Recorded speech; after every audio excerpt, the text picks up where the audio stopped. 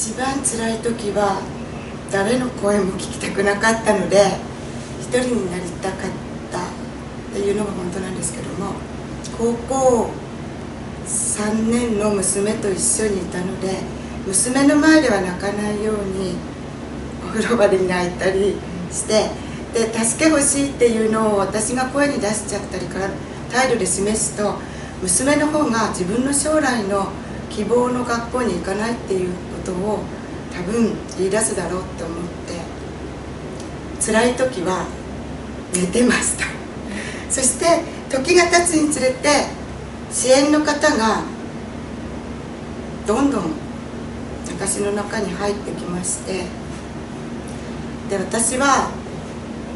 これを受け入れた方が自分のためにいいなっていうふうに思って、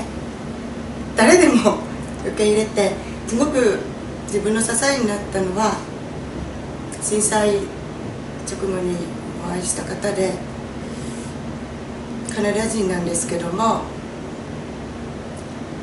生かされてるには意味があるんだよっていうのを会うたびに言ってくれて、でメモ帳がなかったので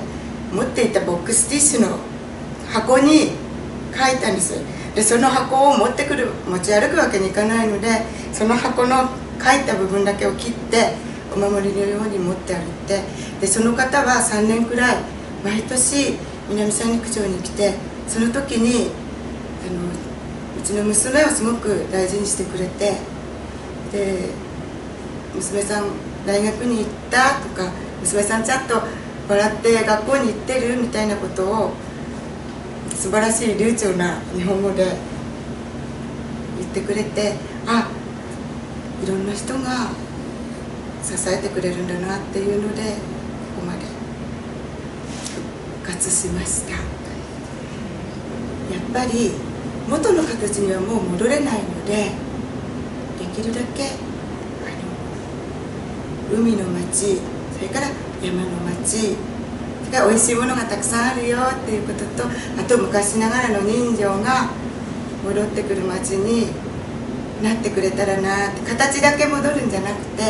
そういうことも戻ってほしいなっていうふうに思っています。私は自分の保育士っていう立場でしか協力ができないっていうふうに思いがあるので、住民の方が一番先に子どもたちを連れてきてくれる場所なので、お父さんだったりお母さんだったり、あとはおじいちゃんだったりおばあちゃんだったり兄弟も来ます。そういう人たちの声をまず聞くこと、聞いたらそれを一応今は現在ね町の職員なので、町にそれを届けることで、また私と同じ仕事をしている先生たちにも、町民との窓口は一番簡単な窓口は私たちだよっていうふうに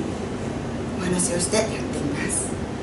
子どもたちはまるっきり高台で住んで、高台の保育所で高台の学校でって安心しすぎて、来ないんだよね、大丈夫だよねっていう言葉がどんどん多くなってきているので、どこであるかわからないんだよ、そういう時はどうするのっていう話をして、その時にこの私たちがやった成果が聞かれるのは、子どもたちが低いところにいちゃダメだよねって、遠いところでもダメなんだよね、高いとこさ行かなきゃいけないんだよねって言ってくれる、それが本当の語り継ぎかなって思いました。私が震災の当時は年長クラスで、修了式っていう練習をしてて、お免状のもらい方も式の歌とかいろいろ練習していたところで震災になったので、修了記念写真と修了証書を、思い出のアルバムも渡せないでしまいました。だから震災当時はお免状を持って避難している避難所や仮設住宅、そういうところにお免状を持って一人一人探していって、そしてその親御さんとお話をして、家族を亡くしている方もいたので、共に亡くしかない、あとは、この子がちゃんと学校に入れるように頑張ろうねっていう、ちょっっと前の話なんですけども、先週中学校2年生の女の子が、その子が保育体験実習っていうのを2日間戸倉保育所を希望してくれて、その子が2日目の日にこっそり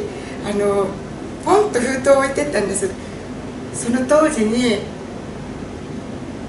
辛かったけども、先生といったおかげで保育士になって町の子どもたちに先生と同じようにやっていきたいっていうふうに書いてあったんです。そういう子がどんどん出てくるのかな。それが私のやってきたことと子どもたちへの願いです。